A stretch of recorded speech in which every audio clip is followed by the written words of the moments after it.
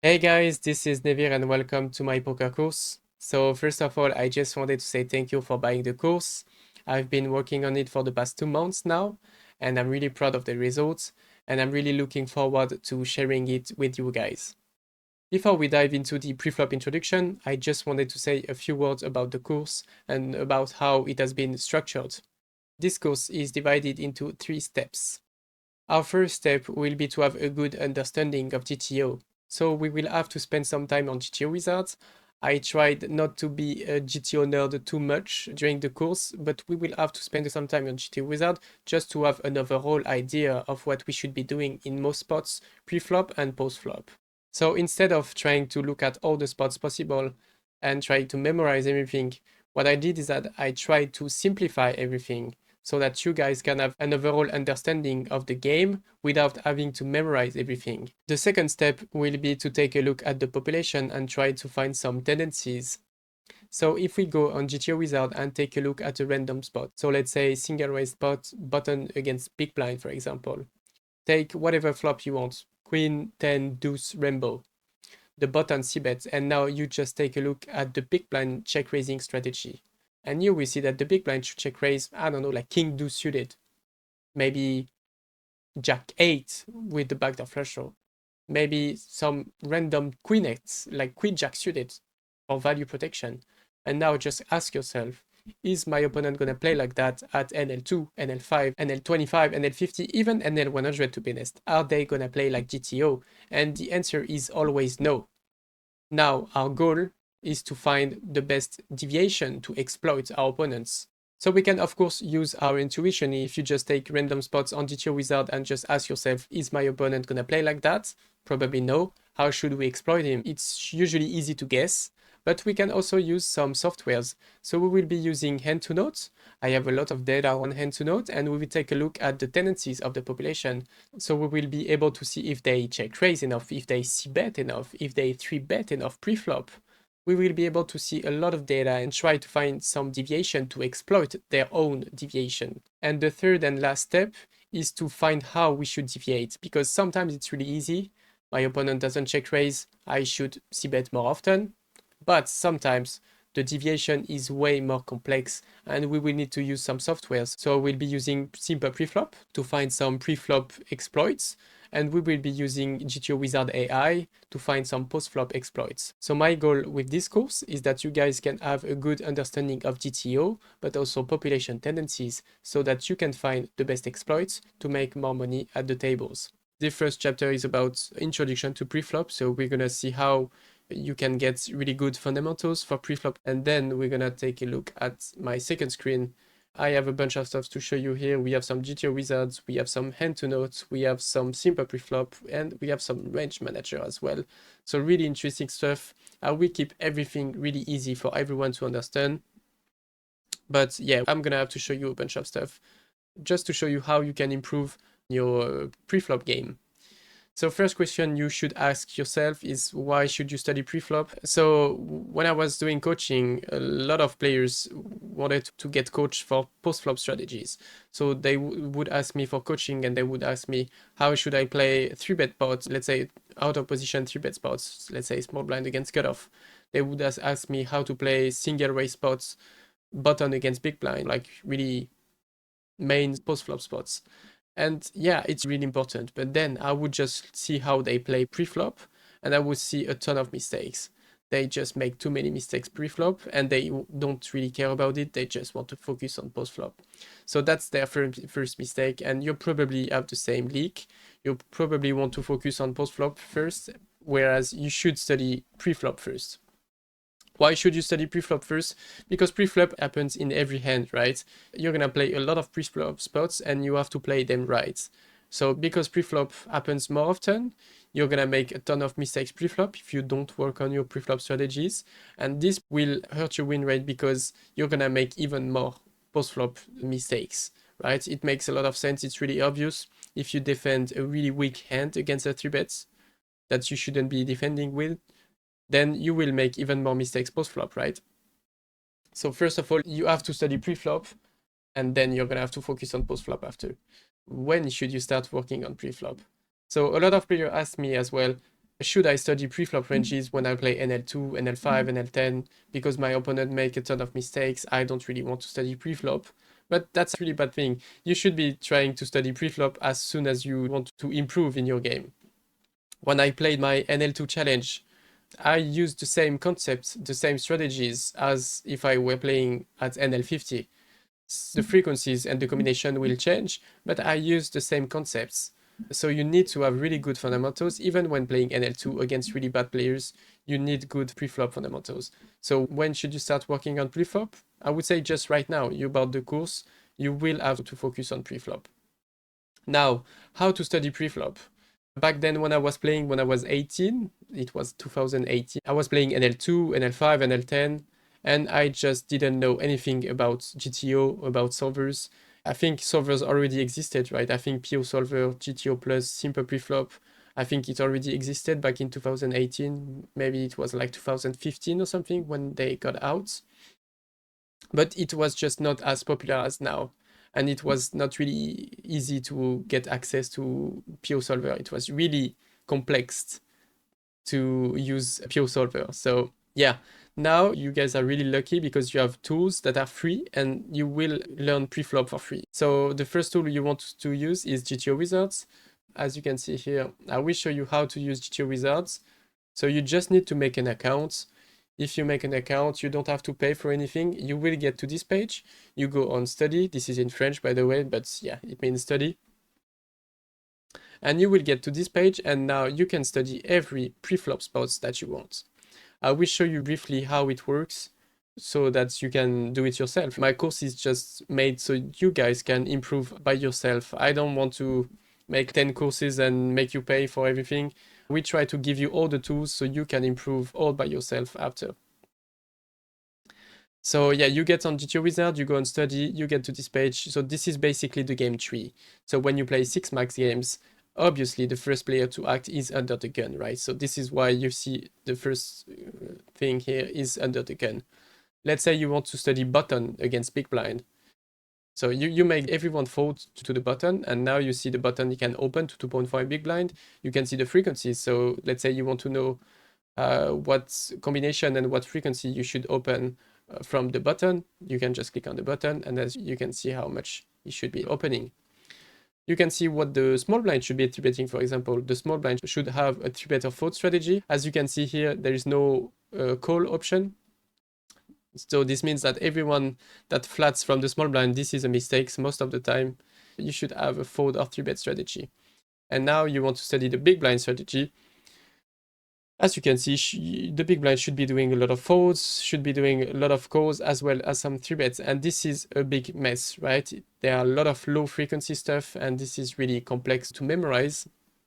And this is why I made some range manager file. So range manager is just a little software that allow you to make ranges. It's not a solver or anything. You just can build your own ranges, right? Let's say I want to make another one. I can make my own ranges. So what I did is that I made every preflop ranges on range manager using some GTO wizards, some simple preflop as well. And I tried to make everything easy. What I did is that, as you can see here, there are a lot of low frequency stuff here, yeah?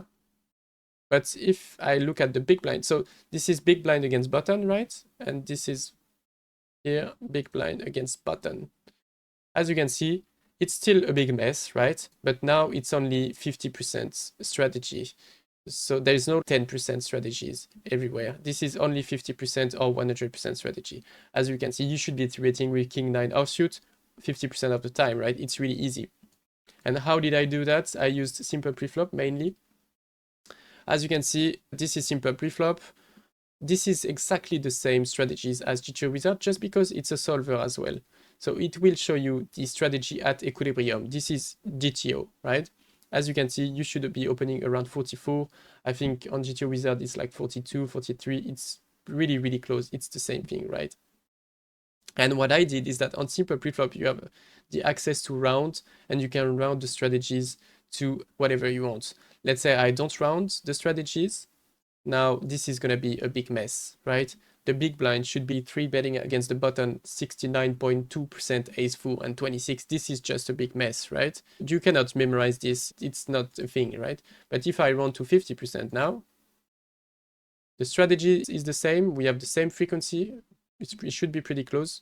So we should be 3-betting to 11 big blind 12% of the time. And now you can see it's only 50% frequency, and it's now really easy to memorize.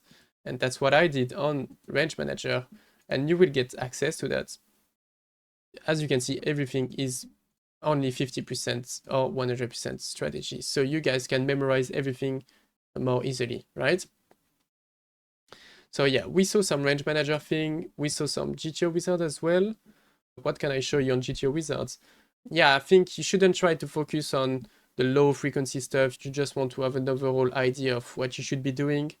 But you don't have to memorize everything. But you're gonna have to spend a lot of time studying preflop on GTO Wizard, on Range Manager if you get the Range Manager file. You're gonna have to spend a lot of time on it just because there's a bunch of spots, right? You can study 3-bet spots. So what should you be 3-betting? Small blind against cutoff. This is your strategy. But now what do you want to do as the cutoff when you get 3-bets? This is the strategy of the cutoff when she gets 3-bet by the small blind. You should be 4-betting a lot. You should be calling not that much. The population calls too much against 3-bet, so this is a mistake. And we will see in the future how we should exploit them. And yeah, so you can basically see everything. And when the cutoff 4-bets, you can see that the small blind should be doing a lot of 5-bet jam and fold and call just a bit. So yeah, we've seen everything. We'll show you, what do I want to show you? Yeah, I want to show you hand to note as well. So this is hand to notes, and it allows you to see people's statistic, and you can just compare them to GTO. I'm gonna be showing you how to read all these stats and how you can compare them to GTO. So we're gonna be focusing on pre-flop stats, as you can see here. First of all, I have 7.7 million hands, which is a big sample, so we're gonna have really accurate stats. What you want to be doing if you want to study your stats as well, just play some hands on whatever poker site you play. If you play on GG Poker, you go into the Pokercraft, you download your hands and you import them into hand to note. You can do two things with hand to note. You can study the population, which is what we're going to be doing, but you can also study your own stats. Let's say, for example, I use this one. As you can see, there is 100,000 hands, and it's my stats. As you can see, there is hero here.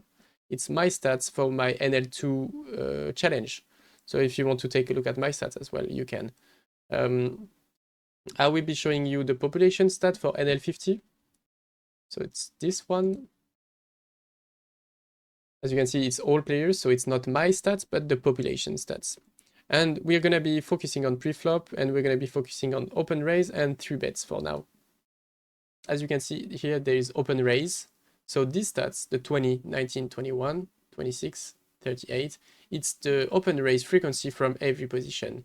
So under the gun opens to 19. And what you can do just all by yourself is just compare the stats to GTO Wizards to see if the population plays like GTO or not. So let's do it. Can we actually see everything? Because I want to see the frequencies. I think it should work.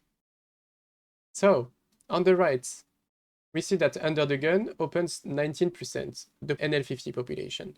And we see that GTO opens 19.5, so the population opens really close to GTO, which is pretty good, to be honest.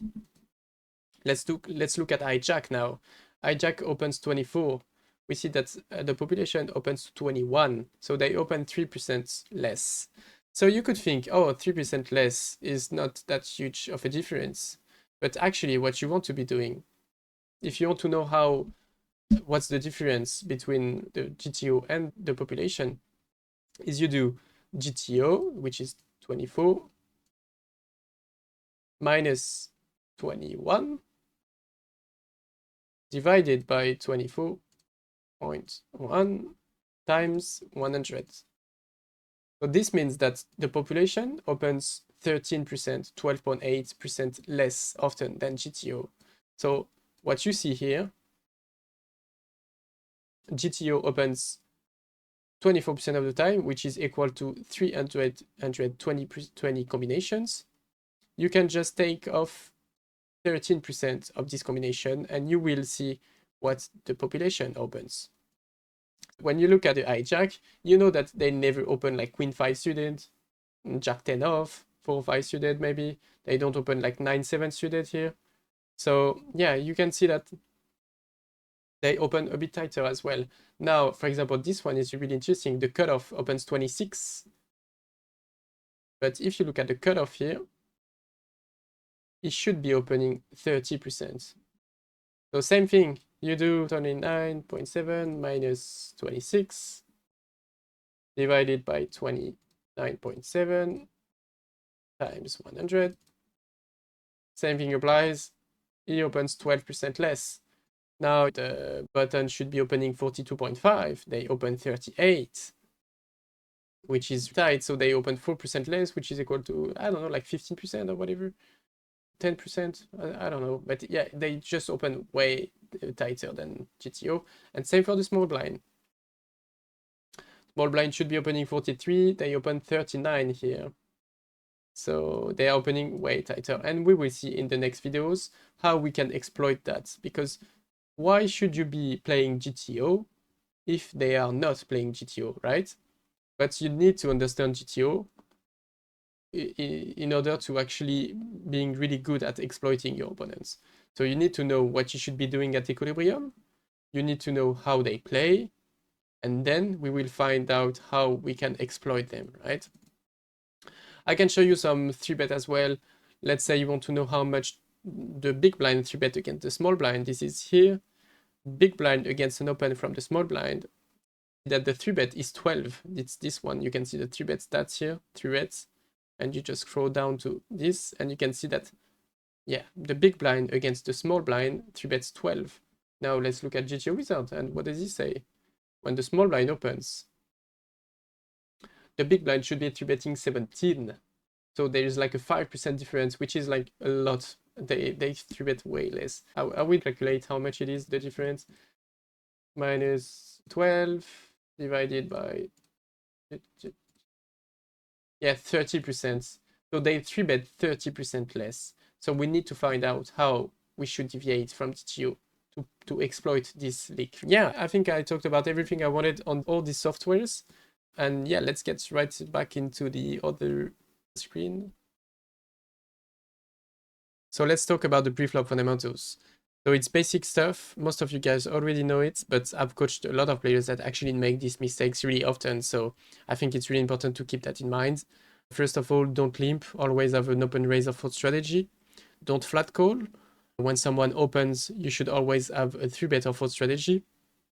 And don't cold call. When someone opens and someone has 3-bets, you should always have a cold 4-bet strategy. So I will show you on GTO result really quickly. When you open 2 big blind from under the gun, and the hijack 3-bets, as you can see, so this is the strategy of the hijack. And now we can take a look at the cutoff. As you can see, the cutoff cannot cold call. It will always cold 4-bet or fold. You will fold a lot and cold 4-bet sometimes. So you should always have this raise or fold strategy, right? Unless, obviously, it's really obvious, but yeah, I will show you. If you open from under the gun and you get 3-bet by the hijack, obviously under the gun will have some calls. But if you're not in the hand, you didn't play, someone opens and someone 3-bets, you should always code 4-bet or fold, always. This raise or fold strategy gives you more chance to actually win the pot pre-flop. So that's the main idea, right? If you limp, if you flat call, if you cold call, you will always see the flop, right? Think about it. If you don't put pressure, if you don't raise, they just cannot fold because you didn't raise. So you want to actually have a raise or fold strategy, because when you raise, you have the chance that they actually fold and you steal the pots. And you want to steal the pots pre-flop as much as possible, just because you don't want to pay the rake. Obviously, there are some pre-flop rake on GG Poker, but anyway, you want to take down the pot as soon as possible. You don't want to let them realize their equity. You don't want them to see the flop. You just want to put pressure pre-flop as much as possible. So always have a raise or fold strategy.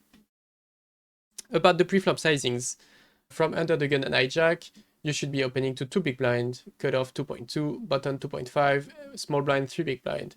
So the reasoning behind that is that when you're opening from under the gun, you are really likely to get 3 bets because there are 5 players left to act.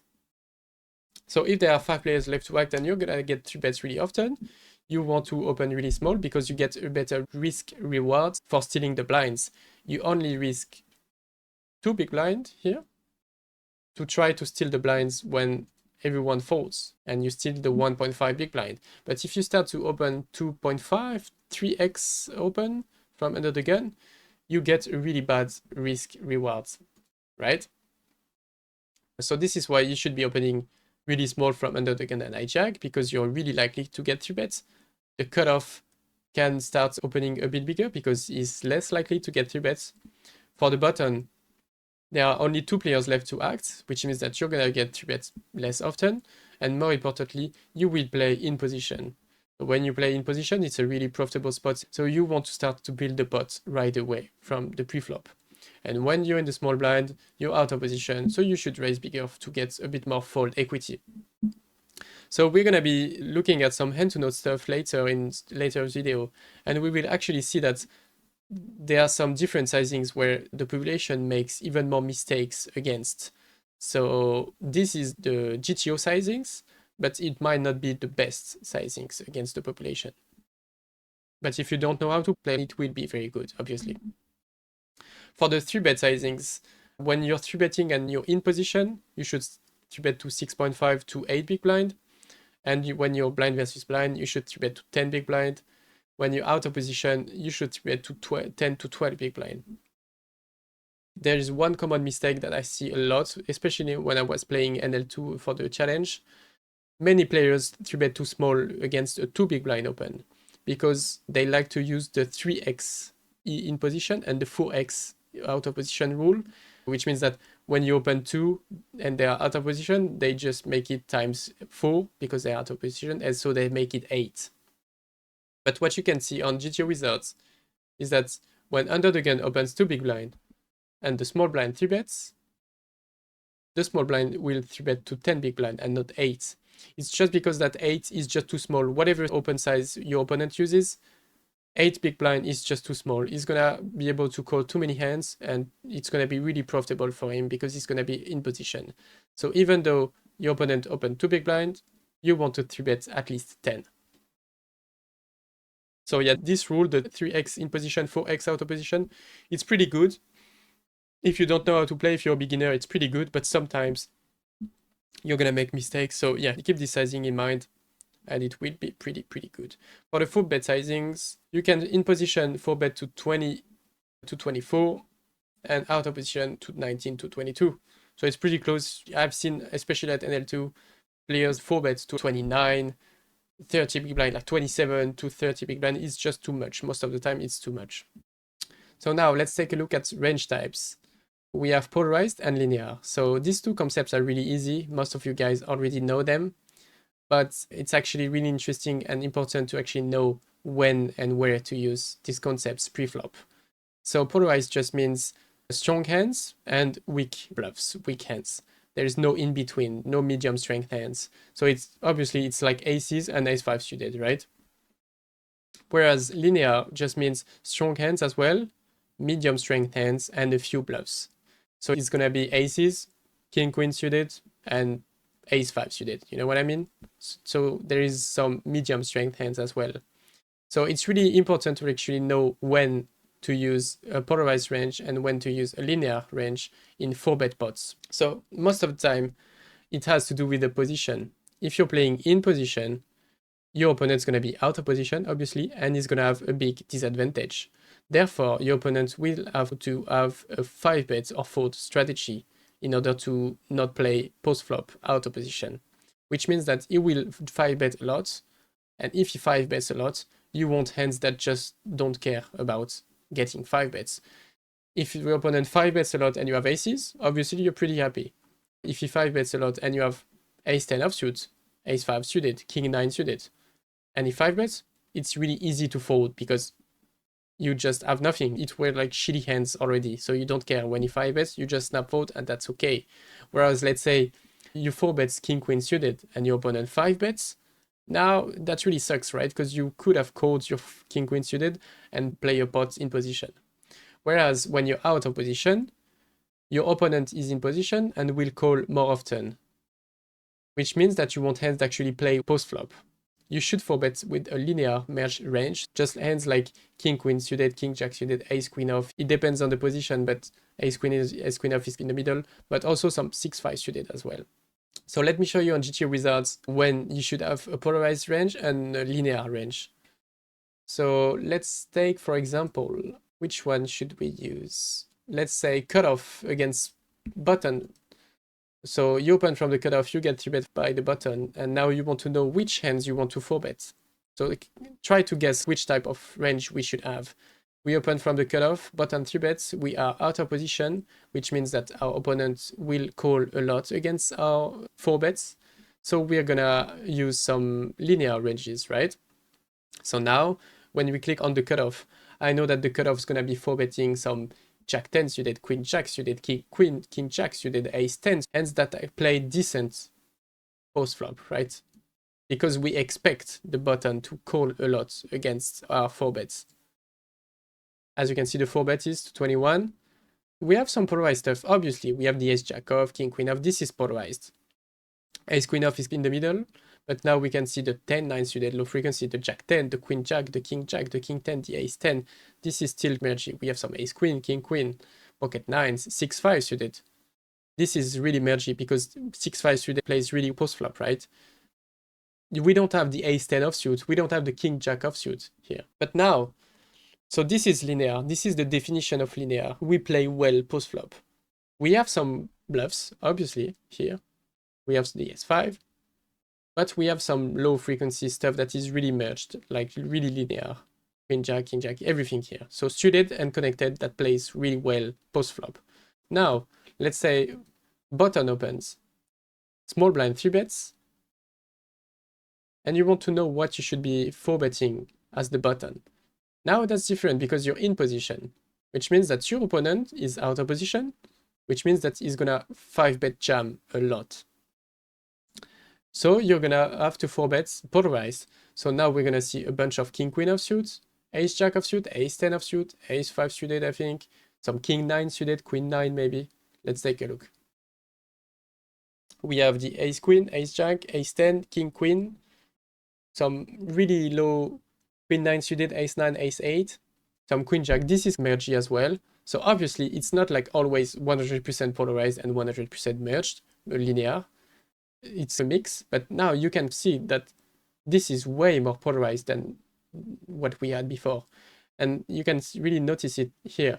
You can see that King Queen suited never 4-bets here. And why? Because when you 4-bet King Queen suited and the small blind 5-bet jams, you have to fold, and that's just a disaster for King Queen suited because you really wanted to see a flop in position with King Queen suited, right? But when you have Queen 10 suited, Ace 10 offsuit, you 4-bet, he jams, you just don't care, right? It was already shitty hands. So that's the difference between linear and polarized range and when and where to use them. So here I did something to help you understand this concept. So when you are in position, your opponent is out of position here. The question you should ask yourself is, am I likely to see a flop? The answer is no, and why? Because your opponent will have a raise or fold strategy. And why is that? Because he's out of position, right? Out of position, he doesn't want to play post-flop. He will have a raise or fold strategy. Therefore, you want a polarized range because you know your opponent is gonna raise a lot.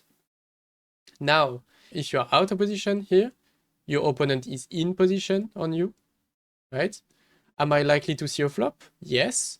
Why? Because my opponent will call very often. Why is that? Because he's in position. He really wants to see a flop in position. Now, this time, you're gonna have a linear and merged range, right?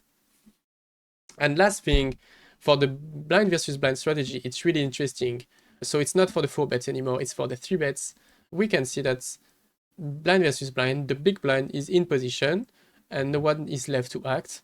So the big blind expects the 4 blind to 4-bet a lot. because the small blind is out of position. Because of this, the big blind showed 3 bets with a polarized range, strong and some bluffs. And we can clearly see that it's polarized.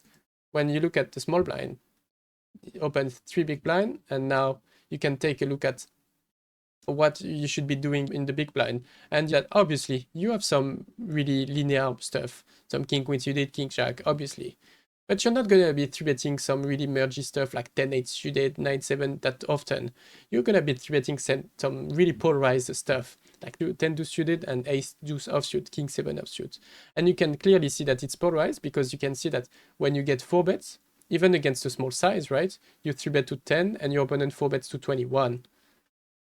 And you can see that when your opponent 4-bets really small, you have 100% folds here. This is the definition of polarized. You can see that it's always 100% fold even against a small 4-bets, and it's just hands that you just don't care about folding. And why do you want to 3-bet polarized? Because the small blind should be 4-betting really often because the small blind is out of position. Yeah, guys, this was the introduction to pre-flop. I hope you guys liked it. So this was only theory. We saw what we should be doing in theory. Now, in the next videos, I'm going to be showing you how to deviate from GTO, because population doesn't play like that most of the time. And there are a lot of exploits to do pre-flop because the population doesn't study enough GTO pre-flop strategies, and we have a lot of exploit to do. So I hope you guys enjoyed this first introduction to pre-flop, and see you guys in the next pre-flop video. Bye bye.